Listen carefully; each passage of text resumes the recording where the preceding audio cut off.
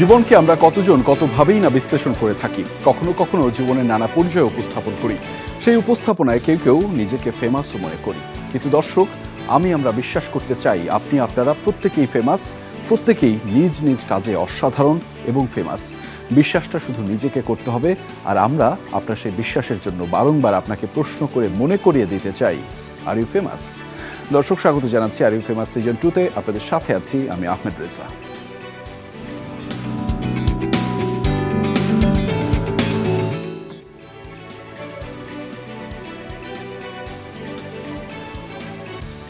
দর্শক, are you ফেমাসের আয়োজনে আমাদের সাথে যুক্ত হন একদল সারথী এবং যাদের সাথে আমাদের গল্প হয়, আড্ডা হয়, মাঝে মাঝে গানও হয় এবং নানা ধরনের আলোচনা সেখানে আমরা করি। আজকে অবশ্য যে আলোচনাটি হবে সেটি হচ্ছে সাম্প্রতিক বিষয় নিয়ে। আমরা আমাদের যে পদযাত্রা, অর্থাৎ শিল্পীদের যে আমরা অগ্রগণ্য ভূমিকা দেখেছি, সেটি নিয়ে আমরা আলোচনা করব এবং সেখানে কিন্তু যুক্ত হতে পারবেন আপনিও। টেলিভিশনের পাশাপাশি সামাজিক যোগাযোগ মাধ্যম ফেসবুক এবং ইউটিউবেও কিন্তু এই আয়োজনটি সরাসরি দেখা যাচ্ছে, ফলে আপনি সেখানেও কিন্তু যুক্ত থেকে আমাদের এই আয়োজনের সারথী হতে পারেন। এবং আজকে আমাদের সাথে অতিথি হিসেবে যারা যুক্ত রয়েছেন, আমাদের সাথে যুক্ত রয়েছেন আকরাম খান, নাট্য ও চলচ্চিত্র পরিচালক। স্বাগত আপনাকে আমাদের এই আয়োজনে। আর ইউ ফেমাসের আয়োজনে নিশ্চয়ই ভালো আছেন? হ্যাঁ জি, ভালো আছি। আপনাদেরকেও ধন্যবাদ আমাকে ডাকার জন্য। নিশ্চয়ই। দর্শক, আমাদের সাথে আরও একজন রয়েছে, প্রবল রিপন, যিনি সঙ্গীত শিল্পী এবং যার অনবদ্য উপস্থাপন আমরা দেখেছি সাম্প্রতিক সময়ে যে আন্দোলন হলো, যেই কার্যক্রম হলো, সেখানে আপনাকেও স্বাগত জানাচ্ছি আর ইউ ফেমাসের আয়োজনে। নিশ্চয়ই ভালো আছেন? আমি ভালো আছি, ধন্যবাদ। আমি ফেমাস কেউ না, হয়তো এখানে মানে আসছি, এটা জাস্ট আবার আপনাদেরকে ধন্যবাদ আমাদেরকে এখানে করার জন্য। আপনি ফেমাস না, কিন্তু আমাদের আয়োজনটার নাম হচ্ছে আর ইউ ফেমাস এবং আমরা সচরাচর এই আয়োজনের প্রথম দিকেই একটা দারুণ প্রশ্ন করি এই নামটা ধরেই। আজকে যেহেতু আমাদের আলোচনাটা একটু ভিন্ন পর্যায়ের, আজকের আলোচনাটা আমাদের সাথে উচ্ছ্বাসের এবং অনেকটা প্রাপ্তির এবং অনেকটা ত্যাগেরও বটে, ফলে সেখানে আমরা আসলে আজকের সেই প্রশ্নটি, কমন প্রশ্নটি আমরা করতে চাচ্ছি না। আমরা আসলে জানতে চাই, দর্শক, আমি আরেকটু তথ্য আপনাদের কাছে জানিয়ে রাখি। আমাদের সাথে কিন্তু আরও একজন অতিথি যুক্ত হবেন। আমাদের সাথে যুক্ত হবেন আজমেরি হক বাঁধন, অভিনেত্রী এবং মডেল, এবং যিনি যার পদচারণা দেখেছিলাম গত সাম্প্রতিক কয়েকটা সময়ে এবং কয়েকটা আন্দোলনে যিনি অগ্রগণ্য ভূমিকা পালন করেছেন, তিনিও আমাদের সাথে যুক্ত হচ্ছেন অল্প কিছুক্ষণের মধ্যেই। তবে আকরাম খান, আপনার কাছে আমার জানতে চাওয়া, ঠিক কী মনে হলো যে এই আন্দোলনটা একটা ব্যতিক্রম আনতে পারে, এই আন্দোলনটা একটা লক্ষ্যে পৌঁছতে পারে? আমাদের হয়েছে না, বেশ কিছু আন্দোলন হয়েছে, ক্রমান্বয়ে আমরা নানা সময়ে সেখান থেকে বিপর্যস্ত হয়েছি। তবে আমি সেই আন্দোলনকে কোনোভাবেই ছোট করে দেখছি না। আগের যে আন্দোলনগুলো, সেটিও হয়তো একটি কাঠামো, হয়তো ফলে একটি বাস্তবায়ন হওয়ার একটি প্রেক্ষাপট ছিল সেগুলো। এই আন্দোলনটাকে কি আপনি কখনো মনে হয়েছিল বিশেষ? এই আন্দোলনটা আসলে শুরু হওয়ার খুব অল্প সময়ের মধ্যেই একটা গতি তৈরি হয় এবং সেটা এই একটা স্বৈরাচারী সরকারের পতনও আমরা দেখতে পাই। এখন আমাদের আসলে, আমার মনে হয়, আমার মতো যারা নাকি ভেবেছিল যে অনেকেই আমাদের মতো অনেকেই ফেসবুকে বা বিভিন্নভাবে প্রতিবাদ জানাচ্ছিল, কিন্তু আমার মতো যারা ভেবেছিল যে প্রকাশ্যে এসে প্রতিবাদ জানাবে, যেটা আমরা জুলাইয়ের 1 তারিখে নামলাম রাস্তায়, তখন আসলে এই আন্দোলন থেকে কি ফলাফল হবে সেটা ভেবে নামা হয় নাই। তখন যেইভাবে করে মানুষ আসলে মারা যাচ্ছিল, যেভাবে শহীদ হচ্ছিল, শিশু, কিশোর, কিশোরী, নারী, পুরুষ, তখন আসলে একটা প্রচণ্ড মানবিক তাড়না থেকেই মনে হয়েছে যে এটা বন্ধ হতে হবে, না হলে এরকম ভয়ঙ্করভাবে মানুষকে মেরে ফেলা, যে আমি আসলে তো আমার জীবনে আমার এরকম এইভাবে করে মানুষের মৃত্যু দেখি নাই। এবং তাও আবার সরকারের এই গণহত্যাটা চালাচ্ছে। তো সেটা আমার মনে হয় যে কয়জন রাস্তায় নেমেছে তারা আসলে এটার পরিণতি ভাবে নাই, এটা একটা প্রচণ্ড মানবিক তাড়না থেকে নেমেছে। আমিও সেরকম তাড়না থেকেই নেমেছি, এটার ফলাফল ভাবিনি। প্রবীণ, আপনার কাছে আন্দোলনটা কেমন লেগেছিল এবং কি মনে হয়েছিল? নিজেকে কেমন করে সামিল করলেন কোন তাড়না থেকে? আসলে এই আন্দোলনের যে বিষয়টা হয়েছে খুবই কম সময়ের ভিতরে, এবং যেটা হয়েছে যে আপনি যদি অনেক সময় ধরে কারোর গলা চেপে ধরে রাখেন, কথা বলতে দিবেন না, আপনি যখনই সে ছেড়ে যাবে, আপনি যখন হাতটা সরাই ফেলবেন, সে তখন অনেক কথা বলবে এবং দ্রুত সময়ের ভিতরে অনেক কথা বলবে। তো আমাদের এই গত 15-16 বছরের যে কথা না বলতে পারার, যেটা র্যাপাররা, মানে আমি যেটা বলছিলাম যে আসলে আরও ফেমাসে আমার এখানে থাকা উচিত ছিল না, থাকা উচিত ছিল একজন র্যাপারের, কারণ ওরা ছিল একদমই জীবন রিস্ক নিয়ে একদম সামনের কাতারে। তো এই যে কথা বলা, যেটা সবাই শুরু করছে একটা জায়গা থেকে, ফলাফল চলে গেছে কিন্তু আরেকটা জায়গায় পুরো জিনিসটা, এবং খুবই কম সময়ের ভিতরে, এটা যার জন্য দুঃস্বপ্নের মতো।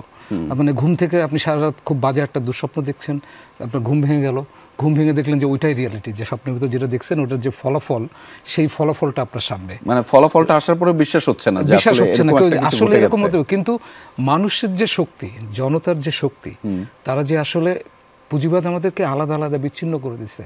সবাই মানে ইন্ডিভিজুয়ালিটার নামে আমরা আসলে সেলফিশিজমের চর্চা করতেছি, আমার হলেই হয়ে যায়, আমি তো ঠিক আছি, ওটা কি ওটা কি। এই যে মানুষ, এইভাবে মানুষ বিচ্ছিন্ন হয়ে গেছে, সেই বিচ্ছিন্নতা, মানুষেরই বিচ্ছিন্নতা এবং মানুষের যে চুপ করে যাওয়া, সেইটা আসলে স্বৈরতন্ত্র। মানে এটা কিন্তু জনতারই দোষ শেষমেশ। মানে জনতাই কথা বলছে না বলে স্বৈরতন্ত্র তৈরি হয়েছে। কিন্তু জনতা একসময় বুঝলো যে মৃত্যুর পরে, সেটা অজস্র মৃত্যুর পরে, এবং এটা কম সময়ের ভিতরে এটা ভয়ঙ্কর, মানে আমাদের জীবদ্দশায় এটা ঘটে গেল, এবং যেটার ফলাফল জনতা তার শক্তিটা টের পেল যে আসলে জনতা কি পারে। এটা যে কোনো সময়ের জন্যই এটা একটা নজির হয়ে থাকবে। আপনি দেখবেন যে এখন সারা পৃথিবীতে এটার একটা প্রভাব পড়বে, বিভিন্ন দেশে অলরেডি শুরু হয়ে গেছে বিভিন্ন জায়গায়, যে হ্যাঁ আমরা তো বললে তাহলে আমরা এটাই করতে পারি। সো এই যে একটা স্বপ্নের মতো ঘটছে, এটা আসলে অনেক দিন চেপে থাকা ছিল। তো যখন বাস্ট করছে, একদম হিরোশিমা বোমার মতো একটা বাস্ট করে পুরো জিনিসটা ঘটায় নিছে। তো এটা হলো একটা অসাধারণ দিক, এটা যে মানুষ তার নিজের ক্ষমতাকে জানতে পারছে এই আন্দোলনের ভিতর দিয়ে।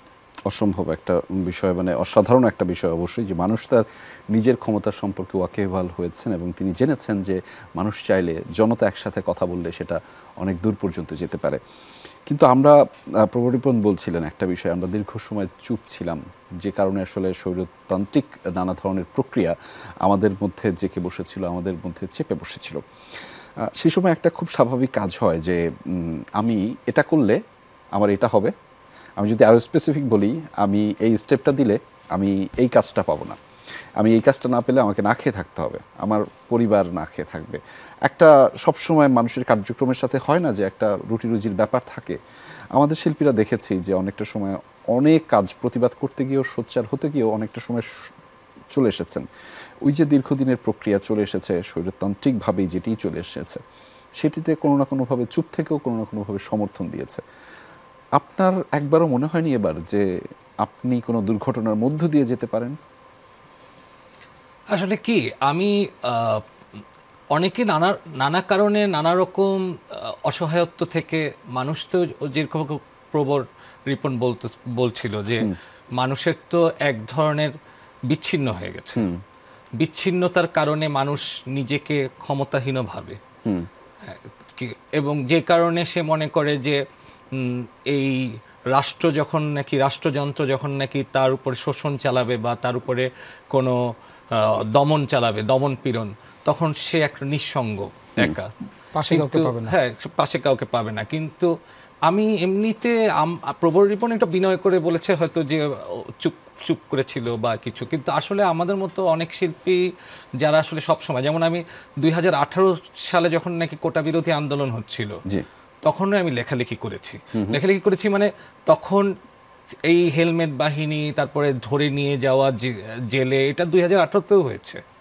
এবং এই 2018তে যখন হয়েছে, তখন বাবা মারা পর্যন্ত তাদের ছেলে মেয়েদেরকে জেলে গিয়ে, হাজতে গিয়ে দেখার সাহস পায় নাই, তার নিজের বাবা মারা। এবং তারপর সড়ক আন্দোলনের সময়ও ছেলে মেয়েদেরকে দেখা গেছে যে তারা গুম হয়েছে, মারা গেছে, বাবা, এটার কোনো হিসাব নেই। এখন তারপরে যখন নাকি প্রাণ প্রকৃতি বিরোধী যে সুন্দরবন বিনাশী রামপাল আন্দোলন হলো, তখনও আমরা রাস্তায় নেমেছি, প্রোটেস্ট করেছি। এখন সুতরাং আমি, হ্যাঁ, এটা ঠিক যে অনেক সময় ডিলিট করেছি, আবার পোস্ট করেছি। কারণটা কি, যে আমরা তো বুঝতে পারছিলাম না যে আসলে কি হবে। কিন্তু রাস্তায় নামার আমার অনেক অভিজ্ঞতা আছে, আমি রাস্তায় নেমেছি বিভিন্ন সময়। কিন্তু রাস্তায় সাধারণত, এখানে যেরকম আমরা সংগঠিত হয়ে রাস্তায় নেমেছি, আমরাই উদ্যোগ নিয়েছি, কিন্তু সাধারণত আমি মিছিলে যখন গিয়েছি, বেশিরভাগ ক্ষেত্রে আমি মিছিলে যোগ দিয়েছি। উদ্যোগ নিয়ে একটা জিনিস সংগঠিত করে মিছিলে নামাটা এই প্রথমে করা। এবং আপনি যেটা বলছিলেন যে যে ভয় পাওয়া, ভয়টা আসলে ভাবার অবকাশ হয়নি, কারণ আমি যে প্রথম থেকে বলছিলাম যে মানুষ মরছে, এটা যেটা তাড়না, এটাকে বন্ধ করতে হবে, এটাই সবার আগে ভাবা। এবং পরে কি হবে না হবে, কারণ আমার নিজের একটা 18 বছরের মেয়ে আছে, আমার ছেলে আছে, তো আমার মেয়ে তো এই খুব সড়ক আন্দোলন থেকে শুরু করে এই প্রজন্মটা তো একটা ট্রমার মধ্যে দিয়ে বড় হয়েছে।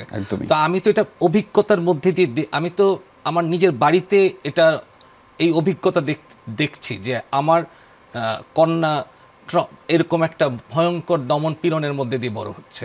এবং আমরা তাদের অভিভাবক, তাদের প্রতিবারই একটা জিজ্ঞাসা যে তোমরা কি করলা, তোমাদের যা দায়িত্ব তোমরা কি করলা।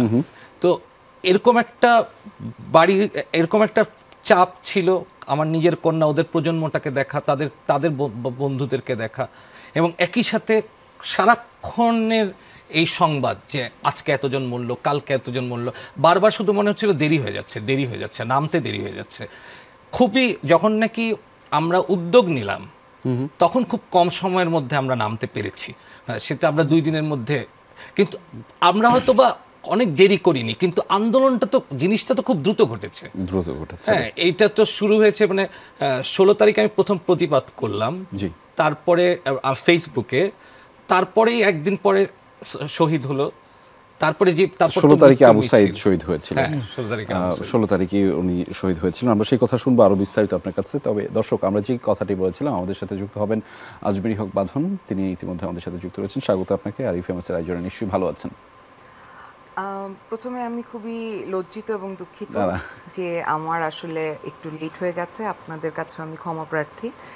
আর খুব বেশি ভালো নাই আসলে, দেশের এখন বন্যার পরিস্থিতি এত ভয়ঙ্কর যে ওটা দেখার পর মানে একটা ঝামেলা বা একটা ট্রমা থেকে বের হয়ে আরেকটার মধ্যে আসলে পড়েছি। তো এই তো আছি। আমি যদি একটু আকরাম ভাইয়ের কথা থেকে একটা প্রসঙ্গ আপনার সাথে একটু শেয়ার করতেই চাই, সেটি হচ্ছে যে আমি থেকে আমরা হওয়ার গল্পটা যিনি বললেন যে আমরা মিছিলে নেমেছি, আমাকে নিয়ে আমরা তৈরি করেছি, যে আমরা তৈরি করার সারথি হিসেবে আপনিও ছিলেন, অগ্রগণ্য ভূমিকা হিসেবে ছিলেন। আমরা দেখেছি আপনাকে পথে এবং খুব বলিষ্ঠভাবে।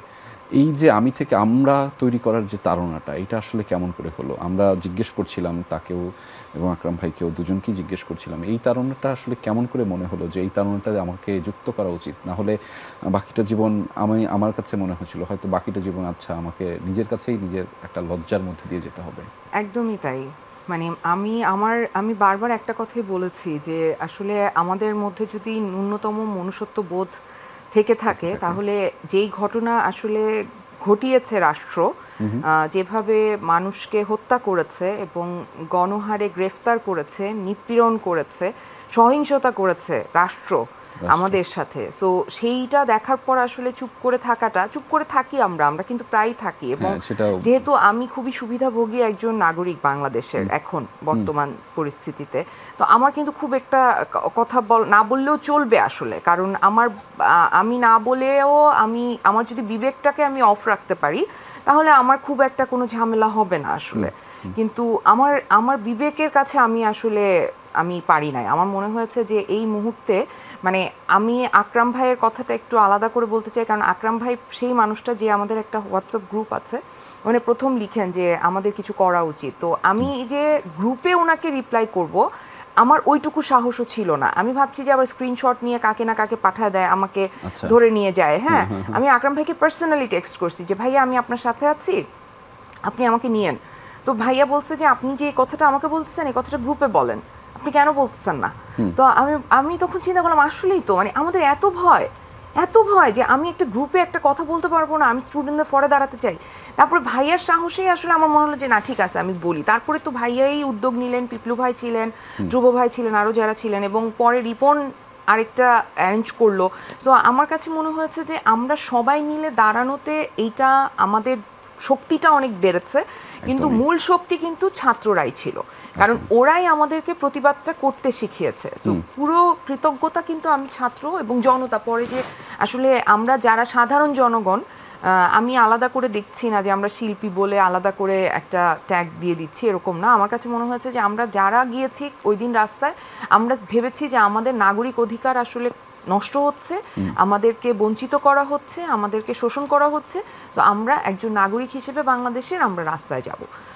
কিন্তু ইতিহাস একটা জিনিস বলতে চাই আমি, এরপর থেকে কিন্তু এই যেদিন নাকি পতন হলো, তারপর কিন্তু আমরা মানে আমাদের গ্রুপটা কিন্তু প্রতিদিনই রাস্তায় নেমেছে। তারপর থেকে 5 তারিখ পর্যন্ত কিন্তু প্রতিদিনই রাস্তায় নেমেছে। মানে 1 তারিখের পর থেকে কিন্তু একবার যখন আমরা ওটা সাহস করেছি, তারপর থেকে কিন্তু আমরা প্রতিদিনই 1 তারিখে তো বেশ ভালোই প্রতিবন্ধকতার মুখে আপনাদেরকে পড়তে হয়েছিল।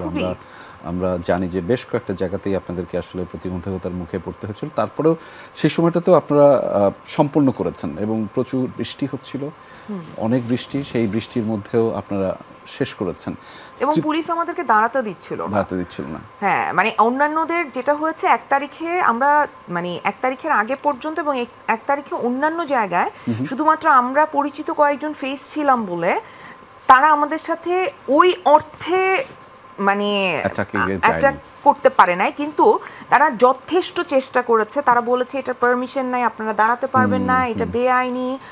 তারপরে যারা আমাদের সিনিয়র ছিলেন, স্পেশালি মামুন ভাইয়ের কথা আমি বলতে চাই, তাকে অনেক তারা এক্সপ্লয়েট করার, ম্যানিপুলেট করার চেষ্টা করেছে এবং তারা ভেবেছে যে এই আমাদের মতো মানুষের সাথে কথা বলে তেমন লাভ নাই। পুলিশ বাহিনী ভেবেছে মামুন ভাইকে হয়তো বুঝানো যেতে পারে যে আপনারা এখান থেকে চলে যান, হ্যাঁ, কিন্তু আমরা সেই সুযোগটা দেই নাই। আমার আসলে তখন ভীষণ মানে হয় না যে আমার ভীষণ রাগ হচ্ছিল যে মানে আর কত আমাদেরকে আসলে এইরকম সিনিয়রদেরকে দিয়ে চুপ করানো হবে। আমি মধ্যবয়স্ক, আমার চেয়ে যারা ইয়াং ছিল তারা কিন্তু আমার চেয়েও সিরিয়াস। মানে আমি এবং এই আন্দোলনে কিন্তু এইটা জিনিস হয়েছে, যারা শিল্পীদের বিভিন্ন ধরনের সংহতি হয়েছে, এখানে কিন্তু তারুণ্যরাই নেতৃত্ব দিচ্ছে, তরুণরা একদমই, এবং আমরা গ্রেটফুল। তরুণরা অনেক বেশি, মানে ধরেন যারা বয়স্ক আছে একটু ভয় পাচ্ছে বা কোনো তরুণরা না যায়, আগায় যায়। সো এটা আসলে পুরো জিনিসটা হচ্ছে এটা তারুণ্যের। আর এই ভয়ের যে বিষয়টা বলা হচ্ছিল, এটা আসলে একটা লম্বা সময়ের অভ্যাস, একটা মানসিক জড়তা। কারণ আমি তো জানি যে এখানে কেউ ধরুন নশবা যখন বিপদে পড়ছে, কেউ তো ওইভাবে আগে যায়নি। তো এটা যখন আমাদের জন্য উদাহরণ হয়ে যায় যে কেউ তো ওর জন্য আগে যায়নি, তখন কিন্তু বাকিরাও ভয় পাচ্ছে। আমি এটাই জিজ্ঞেস করছিলাম, বাকিরাই ভয় পাচ্ছে। এবং এই ভয়ের বিষয়টা কিন্তু আরেকটা জিনিস, যে ছাত্ররাই প্রথমে করছে, তার সাথে ছিল কিন্তু ম্যাস আকারে জনতা কবে এক হলো 3 তারিখে শহীদ মিনারের যেটাই হলো, জনতাও কিন্তু দেরি করছে। মানে এইটা হলো যে জনতা মানে ম্যাস, তার আগেও ছিল অনেক ধরনের ছিল। সো এটা আসলে তো একটা ভয় যে আমি বিপদে পড়লে আমার পাশে তো আমি কাউকে পাবো না, হ্যাঁ, আমি একা বিপদে পড়ে যাব। এই সমস্ত জায়গা থেকে এক ধরনের জড়তা ছিল। আর এটা আসলে এতই স্বপ্নের মতো হয়েছে যে এটা আসলে এইগুলো বিচার করার সময় না, আসলে কে কখন আসেনি, কে এসে আসেনি। এখন যারা সরাসরি আসলে এইগুলোর বিপক্ষে ছিল তাদেরকে কোনো ধরনের ক্ষমার বিষয় আসলে নেই, কিন্তু অনেকের জড়তা ছিল, ভয় ছিল, কিন্তু এটা কেটে গেছে এবং কেটে যাওয়ার ফলাফল হিসেবেই 5ই আগস্ট কিন্তু ঘটনাটা ঘটছে। নিশ্চয়ই তার মধ্যে একটা স্বস্তির জায়গা কাজ করছে। আচ্ছা, আমি নিঃশ্বাসটা একটু স্বাধীনভাবে নিতে পারছি। হয়তো কখনো এরকমও মনে হচ্ছে যে আমি যে একটা ফোনে কথা বলছি সেটা হয়তো কেউ শুনছেন না। নানা ধরনের এরকম কথা আমরা শুনেছি যে এরকম বোধ হয় তাদের। আমরা সেই বিষয়গুলো নিয়ে আরও আলোচনা করব। আমি আর আমারের কথায় একটু আবার ফিরি। আমরা দেখেছি যে বিগত যে সময়টা ছিল সেইটাতে সবসময় কোনো না কোনো ভাবে সরকার প্রধান এমনভাবে সবসময় বলতেন যে আমি এটা করেছি। এটা তো আসলে আমার আপনার টাকাতেই হয়, তাই না? আমি আপনি কষ্ট করি বলেই রাষ্ট্র দাঁড়ায়, রাষ্ট্র উন্নতি করে, সব কিছুই হয়। তো এই যে আমি থেকে আমরা হওয়ার ক্ষেত্রে একজন শিল্পী সত্তার একটা বড় ধরনের ভূমিকা থাকে, আমরা জানি। আমরা যে ছাত্র জনতার কথা বাঁধন আপা আমাদেরকে বললেন যে তাদের অকুণ্ঠ সমর্থন আছে, আমরা বিশ্বাস করি। কিন্তু যখন যে কোনো আন্দোলনে শিল্পী সত্তা যুক্ত হয়, সেটা আমরা বাংলাদেশের ইতিহাস, বাংলাদেশ নামক রাষ্ট্রটি যখন গঠন হয়েছিল সেই ইতিহাসটা পর্যবেক্ষণ করলেও দেখি, কিংবা বাংলাদেশ বাদ দিয়ে পৃথিবীর অন্যান্য ইতিহাসটাও দেখি, যখন শিল্পী সত্তা যুক্ত হয় তখন একটি আলাদা ডাইমেনশন তৈরি হয় এবং তখন মনে হয় যে আমরা আসলে একত্রে, আমরা যে ব্যাপারটা, এটা শিল্পী সত্তা না থাকলে আসলে হয় না। এটা আমি বিশ্বাস করি এবং তাদের থাকতে হয় এবং তারা অগ্রগণ্য ভূমিকা পালন করে বলেই মানুষ ভাবে। কেননা হচ্ছে তারা একটু ভিন্নভাবে চিন্তা করে। আপনারা সেই ভাবনার জায়গাতে কতটুকু বদল আনতে পেরেছেন বলে মনে হয়? আসলে আমি যখন একটা গান গাই স্টেজে বা কনসার্টে গাচ্ছি, সবাই মিলে গলা মিলালে তো ওই অনুভূতিটা তৈরি হয় যে একদম একদম এটা কি, এটা wow, আমার অনুভূতির সাথে সবাই কানেক্ট হচ্ছে এবং সবার চোখ মুখ বন্ধ, সবাই এক হয়ে যাচ্ছে। ওই একটা কিন্তু টেরও পাচ্ছে না যে সাথে তারা এক হয়ে গেছে। আবার যখন গানটা শেষ তখনও আমরা তো আলাদা আলাদা, ওর সানগ্লাসটা বেশি সুন্দর, আমারটা সুন্দর না, এটা ওর গার্লফ্রেন্ডটা বেশি সুন্দর, ওর বয়ফ্রেন্ডটা বেশি সুন্দর, আমারটা। আবার যে গান শুরু হচ্ছে আবার এক হয়ে যাচ্ছে। তো আমরা আসলে তো ইউনিভার্সালভাবে কসমিকভাবে সব কানেক্টেড, কিন্তু এই কানেকশনটা আমাকে আবার চিনতে হয়। আমি নিজেকে চিনলেই আমরাটাকে চিনতে পারি। সো আমি নিজেকে চিনছি, শিল্পী যখন চিনে নিজেকে, সে নিজের অবচেতন মনের ভিতরে সে ঝাঁপ দেয়, সে ঝাঁপ দিয়ে ওখান থেকে কোনো কিছু একটা নিয়ে আসে যেটা পৃথিবীতে কখনো ছিল না। পৃথিবীর সাথে কানেক্টেড ছিল, মানে পৃথিবীতে ছিল কিন্তু পৃথিবীতে মানুষ দেখেনি। কেউ একজন ওটা বের করে এনে যখন দেখায়, ওই যে অপরূপ একটা জিনিস এনে দেখাইছে, সবাই তখন ওর সৌন্দর্যের সাথে কানেক্টেড হয়। সো এইভাবে আসলে আর্টিস্টরা কিন্তু খুবই, যদি ব্যক্তিগত জীবনে দেখেন, খুবই বিচ্ছিন্ন, নিঃসঙ্গ, একা থাকতে পছন্দ করে, ভিড় অপছন্দ করে। ভিড় শুধুই পছন্দ করে, যেমন আমার মতো কনসার্টে পছন্দ করি, কিন্তু ঘরের ভিতরে, নিজের ঘরের ভিতরে না। তো এইভাবে আমরা আসলে তারা এই ধরনের মানুষ, কিন্তু তারা এমন কিছু পৃথিবীতে দেয় যেটাতে সমগ্র মানব সত্তা বা সমগ্র প্রাণ সত্তা তাদের কানেকশনটা টের পায়। তো যেভাবে এই র্যাপারদের গানগুলোই আন্দোলনে ভূমিকা রাখছে, কেন ভালো লাগছে আসলে এই কথাগুলো সবার মনে ছিল, সবাই বলতে পারেনি। কেউ যখন বলতেছে কথা ক বা আওয়াজ উঠা, তখন সে ওটার সাথে কানেক্ট করতেছে। এটা কিন্তু আলাদাভাবে আমরা মানে শিল্পীরা ভেবে চিন্তে লিখতেছে, যে মানুষ যেটা হয় এজেন্সিতে যেটা হয়, একটা বিজ্ঞাপন আপনি বানান, ওটা সবাই নাও দেখতে পারে, কিন্তু আপনার একটা গান, একটা এমনি একটা গান গাচ্ছেন, গুনগুন করতেছে, ওটার সাথেও মানুষ কানেক্ট করে যায়। সো শিল্পীরা অবচেতনভাবে আসলে এদের এই কানেক্টিভিটিটা মনে করিয়ে দেয়। সো সেই কানেক্টিভিটিটা বিপ্লবের সময় বা অভ্যুত্থানের সময় আরও বেশি মনে পড়ে। কারণ ধরছে এই গানটাই আমি এখন একটা গান করলাম, এই গানটা 6 মাস পরে আপনার শুনতে ভালো লাগবে না অন্য একটা পরিস্থিতিতে, কিন্তু এই পরিস্থিতিতে ওইটাই দরকার ছিল। এইভাবে আসলে শিল্পীর কানেকশনটা তৈরি করে। কিন্তু এই যে অভ্যুত্থানের কথা বললাম, সেই অভ্যুত্থানে যুক্ত হলে যদি এটা নেতিবাচক হতো, হয়তো এই ছাত্র জনতার জয়টা হতো না, সাফল্যটা আসতো না, তখন তো আপনি কাজ পেতেন না বাঁধন আপু, আপনি তখন তো ব্ল্যাক লিস্টেড থাকতেন, এরকমও হইতে পারতো এবং আপনাকে সব জায়গা থেকে নিষিদ্ধ করা হতো। কি করতেন তখন? আমি এটা নিয়ে আসলে ভাবি নাই, আর ইন জেনারেল আমি খুব বেশি কাজ পাইও না, পাই না অত। যেই রকম কাজ আমি চাই বাংলাদেশের প্রেক্ষাপটে, যে ইন্ডাস্ট্রি আমরা বিলং করি, সেটা এত বেশি মেল ডমিনেটিং, এত বেশি মেল ওরিয়েন্টেড সিনেমা হয়, যে এখানে আমি যে সিনেমা করতে চাই, যেরকম ধরনের গল্প চাই, সেই গল্প আমি পাই না। তো এমনিতে আমার কাজ খুবই কম, কিন্তু আমার আসলে কাজ নিয়ে ভয়ের চাইতে আমাকে এত হুমকি দেওয়া হয়েছে যে মেরে ফেলবে, গুলি করবে, অ্যাসিড মেরে দিবে। সো এইগুলা আমার জন্য একটু ভয় ছিল, যে মানে হয় না যে আমার সাথে আমার সন্তান আছে। সো আকরাম ভাইও বারবার, মানে হয় না, আকরাম ভাই হচ্ছে আমাদের সেই মানে গুরুজন, যে হচ্ছে তোমাকে যেতেও বলছে, আবার বলছে যে তুমি কিন্তু বাঁধন একটু সাবধান হইও, তোমার কিন্তু একটা বাচ্চা আছে। হ্যাঁ, সো আকরাম ভাই হচ্ছে সেই মানুষটা, সে বলছে যে তোমার কিন্তু একটা মেয়ে আছে বাঁধন, এটা কিন্তু ভেবো, হ্যাঁ তুমি যে চলে যাচ্ছ সব জায়গায় ঘ্যাট ঘ্যাট করে, তোমার কিন্তু একটা বাচ্চা আছে, সো এটা কিন্তু একটু বুঝো। আবার বলছে যে না, আমাদেরকে আন্দোলন করতে হবে। হ্যাঁ, সো ওই ভয়টা ছিল। এছাড়া আমার আসলে মনে হয় না যে কাজ নিয়ে কি হবে, কারণ ওই মোমেন্টটা না এমন ছিল, আমার কাছে মনে হয় আমি একটা ঘোরের মধ্যে ছিলাম। মানে আমি ওইটা নিয়ে আর ভাবি নাই যে আমার কাজের কি হবে, আমাকে কি করবে, এগুলো ভাবতে পারি নাই। আর আমি একটু দর্শক, মানে আমাদের প্রভাবটা অডিয়েন্সের মধ্যে কিভাবে হয়েছে বা জনগণ আমাদেরকে কিভাবে নিয়েছে, একটু আমি বলতে চাই। সেটা হচ্ছে যে যেমন আকরাম ভাইকে তো ওইভাবে দেখে কেউ চিনবে না, ওকে চিনে, আমাকে চিনে। সো আমি জানি যে ওকেও সেম জিনিসটাই হয়তো ও ফিল করছে। মানে আমরা 1 তারিখে এই জায়গায় যাওয়ার পর ও ছিল আমাদের সাথে, তখন রিপনও আমাদের সাথে ছিল। মানে 1 তারিখের পর থেকে আমি রাস্তায় যতদিন গিয়েছি, আমি প্রত্যেক দিন গিয়েছি, আমি যে সম্মান পেয়েছি, এবং প্রত্যেকটা মানুষ এসে এসে আমাকে হাত ধরে ধরে বলেছে যে আপা আপনি আসছেন, তারপরে আমার মনের মধ্যে একটা সাহস আসছে। হ্যাঁ, যে এই উনি আসছে, তাহলে আমি কেন যাব না। হ্যাঁ, তাও কেমন মানুষরা আমাকে বেশি বলেছে, স্টুডেন্টরা আমাকে রেসপেক্ট দিয়েছে, ওরা আমাকে সালাম দিচ্ছে, ভালোবাসা দিচ্ছে, মেয়েগুলো এসে আমাকে জড়ায় ধরছে। বাট হাউস ওয়াইফরা, রিক্সা আলা মামা, ফুচকা আলা মামা আমাকে 2টা ফুচকা এক্সট্রা দিছে, বলছে যে আমি একটা কিনছি 1 প্লেট, আমাকে বলছে মামা 2টা আপনাকে এক্সট্রা দিছি, কারণ হচ্ছে আপনি আমাদের জন্য এসে এই যে ছাত্রদেরকে আপনি সাপোর্ট দিচ্ছেন, মানে এইটা না আমি আপনাকে বুঝাতে পারবো না।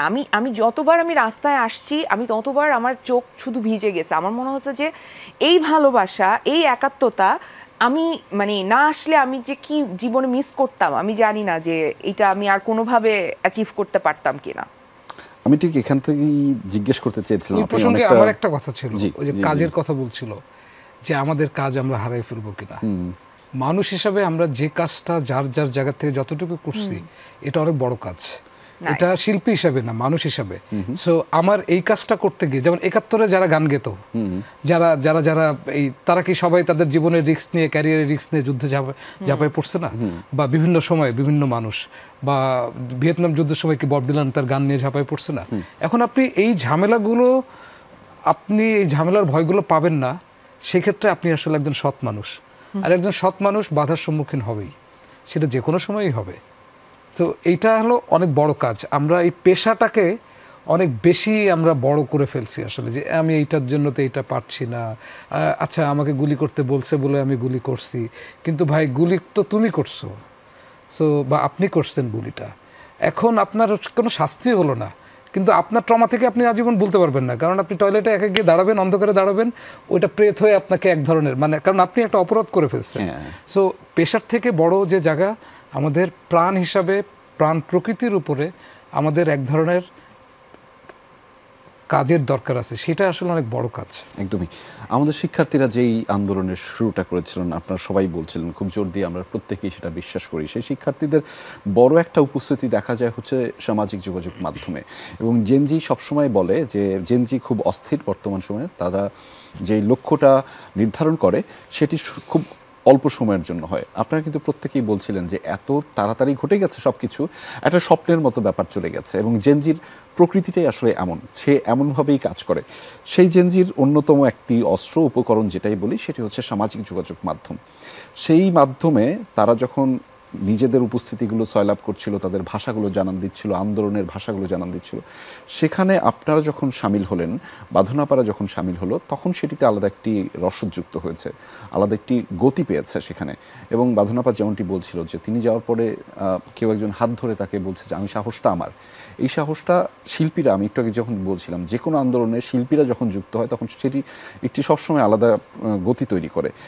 এই সামাজিক যোগাযোগ মাধ্যমের আন্দোলন, আপনাদের উপস্থিতি, সেটি নিয়ে আপনার মূল্যায়নটা, এবং বিশেষ করে শিক্ষার্থীদেরকে একটি অনুপ্রেরণা দেয়া। আমি আসলে সত্যিকার অর্থে যদি আমি আসলে সবসময় যা সত্যি সেটা বলি। জি, আমি খুব 1 তারিখের আগ পর্যন্ত আমি খুবই সামাজিক যোগাযোগ মাধ্যমের সাথে যুক্ত ছিলাম।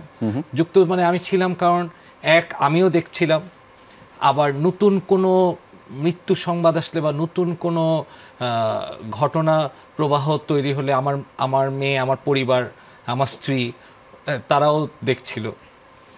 এবং আমার স্ত্রীও খুব অস্থির ছিল, ও ডাক্তার, ও খুবই অস্থির ছিল যে এই মৃত্যুর এবং এই হতাহত এবং এরকম দেখে, মানে কারো পক্ষে তো স্বাভাবিক থাকাটা সম্ভব না।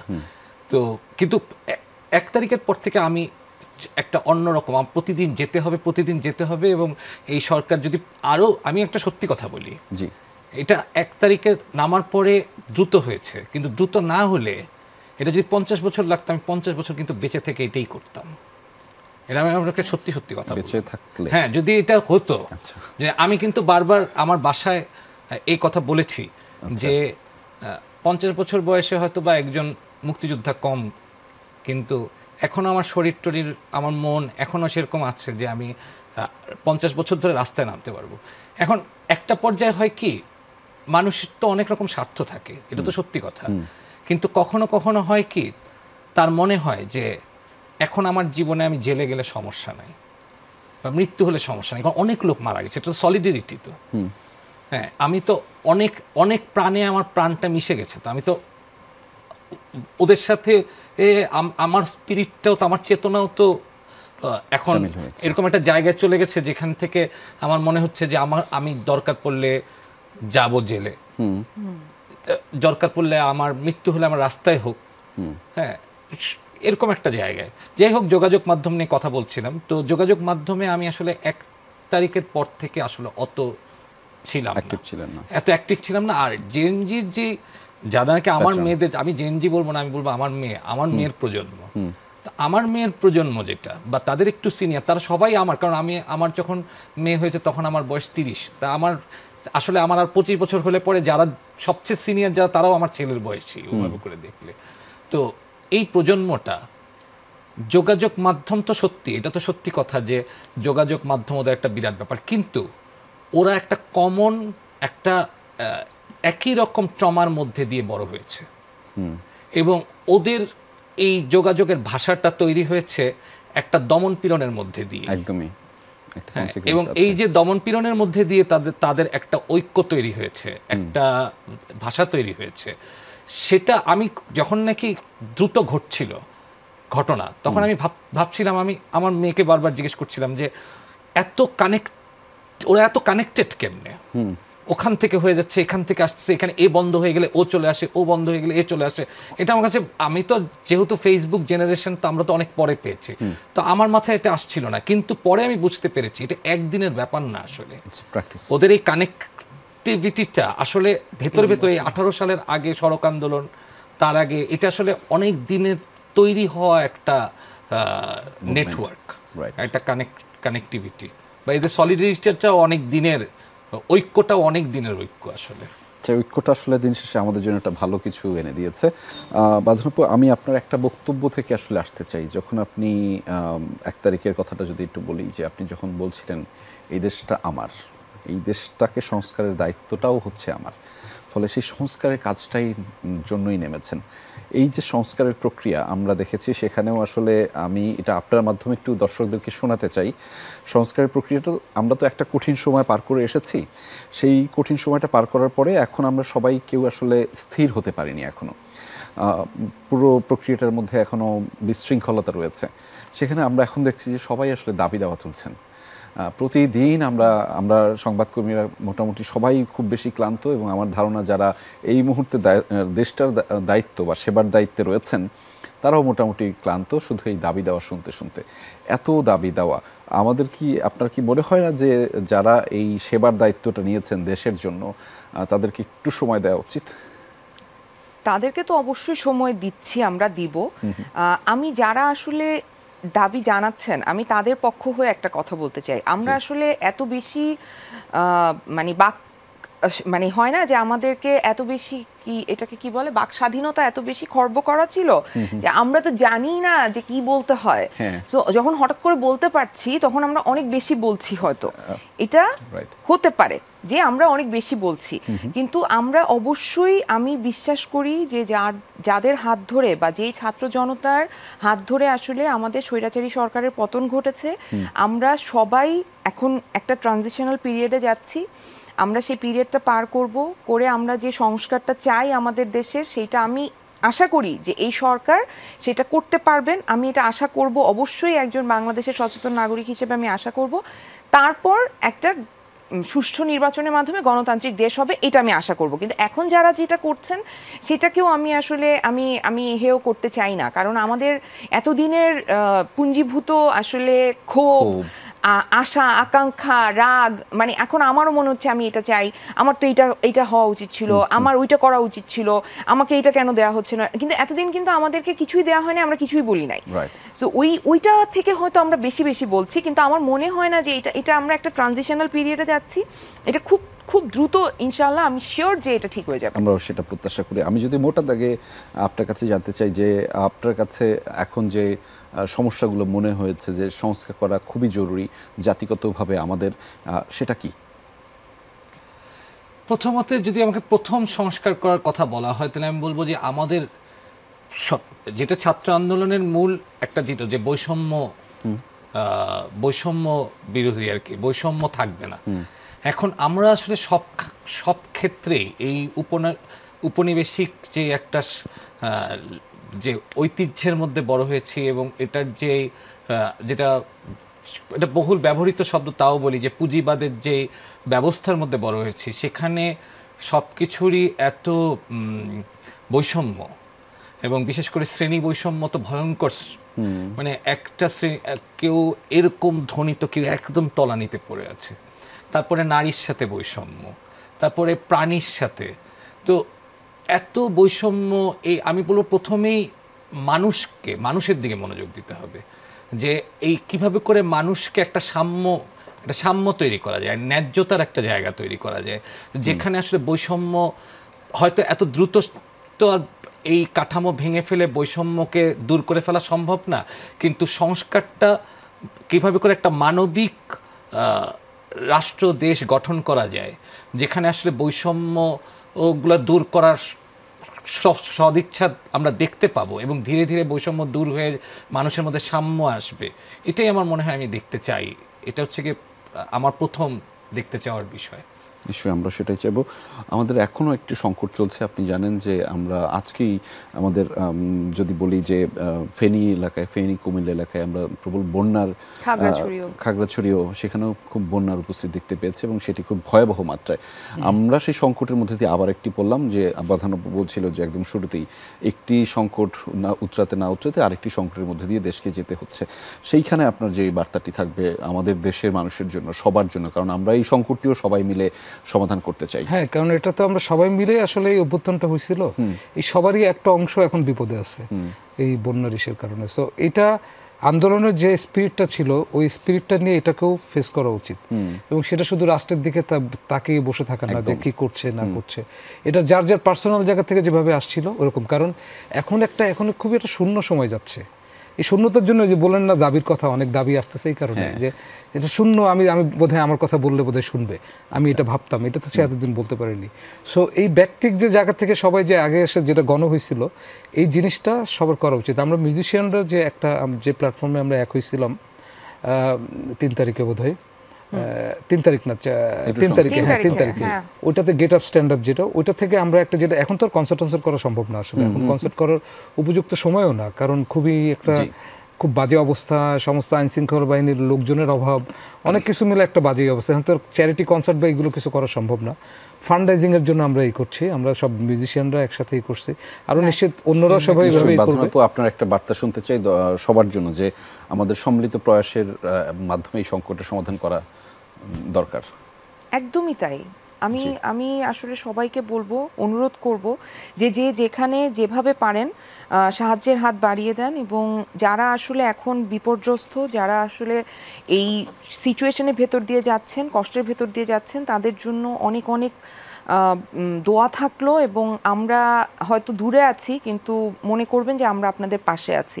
আর যেখানে পারেন, যেভাবে পারেন, আসলে সবাই চেষ্টা করেন আমাদের এই যারা এখন আক্রান্ত তাদের পাশে থাকতে। একদমই। আমাদের আয়োজনটি একদম শেষ পর্যায়ে রয়েছে। আমরা আপনাদের কাছ থেকে শেষবারের মতো দর্শকদের উদ্দেশ্যে, সেটি যে কোনো ধরনের বাংলাদেশের জন্য হতে পারে, নিজের জন্য হোক, নিজের কাজের জন্য হোক, বাংলাদেশ বিনিময়ে সবাইকে একটি ছোট করে বার্তা যদি দিতেন 1 লাইনের মধ্যে। আমাদের হাতে কম সময়, আমরা আপনার গান শুনতে শুনতে শেষ। আমার বাক্য হলো যে এটা একটি গণ অভ্যুত্থান।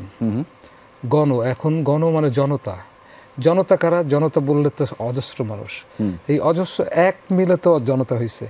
সো আমরা এমন একটি সমাজ রাষ্ট্র ব্যবস্থার দিকে যেতে চাই, এখানে প্রতিটা ব্যক্তি তার স্বাধীনতা উপভোগ করবে। আমি বলতে চাই যে নানা রকম তত্ত্ব এবং নানা রকম তথ্য আমরা পাচ্ছি, এবং এই তত্ত্ব এবং তথ্যের ভিড়ে যেন ভুক্তভোগী মানুষকে আমরা ভুলে না যাই। আসল ব্যাপার হচ্ছে ভুক্তভোগী মানুষ। তো আমাদের তত্ত্ব এবং তথ্যের আড়ালে যেন ভুক্তভোগীরা পড়ে না যায়। সুতরাং সবসময় মানবিকভাবে সাম্যের দৃষ্টি দিয়ে কারা ভুক্তভোগী তাদের দিকে লক্ষ্য রাখতে হবে এবং তাদের ভালোর জন্য কাজ করতে হবে। ধন্যবাদ। প্রত্যেকটা মানুষ, সে যে ধর্ম, বর্ণ, গোত্র, লিঙ্গ যেই হোক না কেন, প্রত্যেকটা মানুষ যাতে তার অধিকার এবং স্বাধীনতা বুঝে পায়, এই রকম একটা দেশের স্বপ্ন আমি দেখি। ধন্যবাদ আপনাদেরকে আমাদের সাথে যুক্ত হওয়ার জন্য। আপনার গান শুনতে শুনতে বাড়ি যাব, তবে তার আগে আমি দর্শকদের কাছ থেকে বিদায় নিতে চাই। অনেকগুলো আমি নিয়ে আসলে আমরা তৈরি হই, এবং আমরাই হচ্ছে বাংলাদেশের মালিক। আমি এবং আপনি এবং আমরা প্রত্যেকেই বাংলাদেশের মালিক। ফলে এই বাংলাদেশটাকে ভালো রাখার দায়িত্ব আমাদের, আপনার সবার, এবং সেই সবার দায়িত্বগুলো আমরা পালন করব। গান শুনতে শুনতে বাড়ি ফিরবো। আমি আমার নিজের একটা গান ছিল, যে গানটার নাম মৃত্যু উৎপাদন কারখানা, যেটা আমি অনেক রাস্তায় এবার যতটুকু নেমেছি শুনেছি যে এই গানটার অর্থ বুঝতে পারছি। তো সেরকমই একটি গান, মানে এতদিন হয়তো ওইভাবে বুঝতে পারিনি, কারণ দূর দেশের যুদ্ধ দেখা, নিজের ভেতরের যুদ্ধ আলাদা জিনিস। তো এখন তারা যখন পাশে দেখছে যে মানুষের জীবনের আসলে ক্ষমতা কাঠামোর কাছে মানুষের জীবনের কোনো মূল্য নেই আসলে, সে তার চলবে। সো এই গানটা, তো আমি এই আন্দোলন করতে এসে, এই আন্দোলন, এই ঘটনায় বাংলাদেশে যে হ্যাঁ অনেক মানুষ মারা গেছে, অনেক মানুষ মারা গেছে, তাদের স্মৃতি থেকে আমি আসলে গানটার একটু ছোট্ট একটা অংশ পাচ্ছি।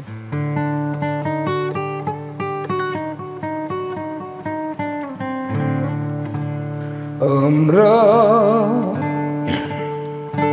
মৃত্যু উৎপাদন করি, কথা ইচ্ছার সাধনায় আর কারখানায় আমরা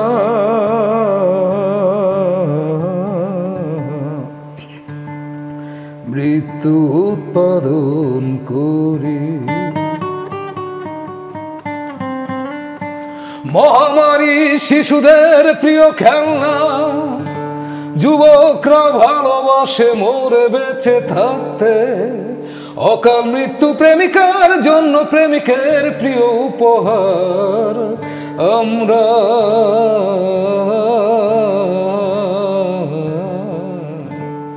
মৃত্যু উৎপাদন করি। সেই বুলেটটা কোথায় যার গায়ে আমার মৃত্যুর নাম লিখে রাখা, তার জন্য পাজরের ভেতর পেতে রেখেছি সিংহাসন, আর তাই ধুলো মুছে ফু দিয়ে দিন কাটাই জীবনকে সময়ের ছুটকা ছাটকা পরিয়া, যেন বহু পুরুষ ধরে আমরা পেশায় কষাই আমরা